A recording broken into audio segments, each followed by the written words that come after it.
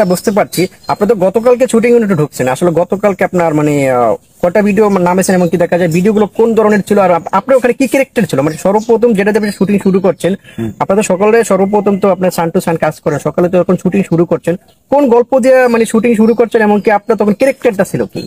ও, আচ্ছা আচ্ছা। কালকে শুটিং ইউনিটে আমরা কাজ করলাম। কালকে সারাদিনে কাজ করছি। আমরা আমরা বেশি কাজ করি না ভাই, এই যে বেশি কাজ করে তো লাভ নাই। কালকে আমরা ছোট ছোট 6টা কন্টেন্ট করছি, তাও কি আপনার ওই পাঁচ 5-6 মিনিটের বা 5-6 মিনিট 4-5 মিনিট এরকম হবে, 6টা কন্টেন্ট করছি। তো প্রথমে আমার আসলে একটা ক্যারেক্টার ছিল, খুব ভালো একটা ক্যারেক্টার। তো আসলে নেতর বলে না, নেতর মানে যেটাকে মানে অনেকে বলে সুইপার। সুইপার হ্যাঁ, হ্যাঁ।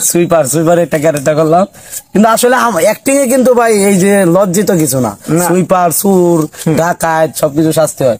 সুইপার ক্যারেক্টার করলাম, মোটামুটি না ভালোই করছি দেখলাম।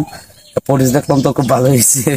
আচ্ছা আচ্ছা, বুঝতে পারছি। না আসলে আপনাকে এর আগেও আমি অসংখ্য নাটকে দেখছি আসলে আপনি সুপার ক্যারেক্টার কাজ করতেন।